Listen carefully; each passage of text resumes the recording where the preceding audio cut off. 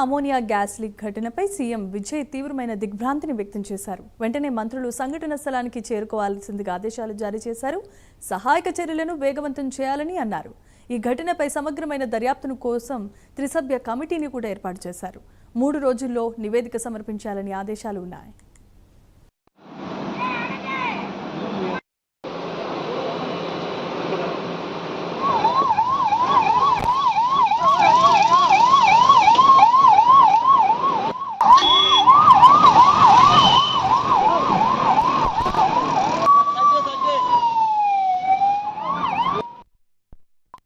తమిళనాడులో తిరువలూరు జిల్లాలో రొయ్యల ప్రాసెసింగ్ ప్లాంట్లో అమోనియా గ్యాస్ లీక్ కావడంతో తీవ్రమైన ప్రమాదం చోటు చేసుకుంది. ఈ ఘటనలో ఇప్పటివరకు 7 కార్మికులు మృతి చెందగా 40 మందికి తీవ్రమైన అస్వస్థతకు గురయ్యారు. పలువురి పరిస్థితి ఇంకా విషమంగా ఉన్నట్లుగా తెలుస్తోంది.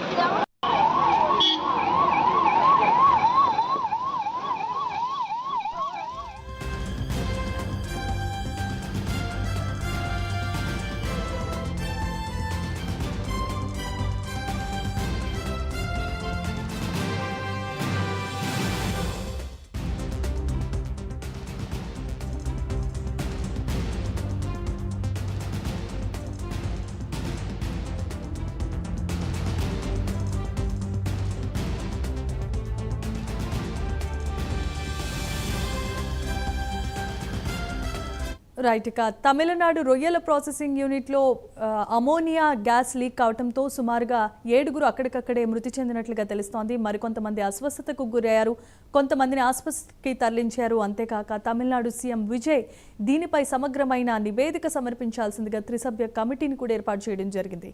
ఇదే అంశానికి సంబంధించి మరిన్ని అప్డేట్స్ మా కరెస్పాండెంట్ రవివర్మ అందించడానికి సిద్ధంగా ఉన్నారు. రవివర్మ, చెప్పండి.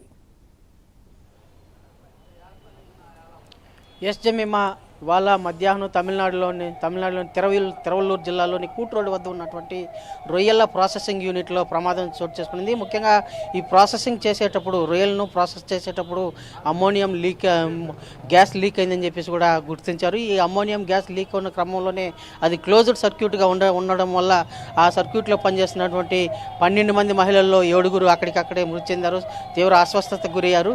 ఈ అస్వస్థతకు గురైన క్రమంలోనే ఊపిరాడకుండా చనిపోయినారు. 7 ఐడెంటిఫై చేశారు, 7 చనిపోయారు. మరో 40 మంది దాకా అమ్మోనియం గ్యాస్ లీక్ అవడంతో ఫ్యాక్టరీ అంతా కూడా గ్యాస్ కమ్ముకునింది.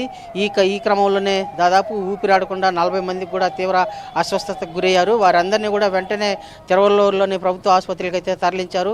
అయితే విషయం తెలియగానే ముఖ్యమంత్రి విజయ్ వెంటనే స్పందించారు. ఈ ఘటన గల కారణాలన్నింటినీ కూడా పూర్తి నివేదికను 3 రోజులు ఇవ్వాలని చెప్పేసి కూడా త్రిసభ కమిటీని ఏర్పాటు చేశారు. అదే కాకుండా మంత్రులను సైతం ఆదేశించారు. ఘటనా స్థలానికి వెళ్ళి సహాయక చర్యలు చేపట్టండి అనేసి కూడా మంత్రులను ఆదేశించారు.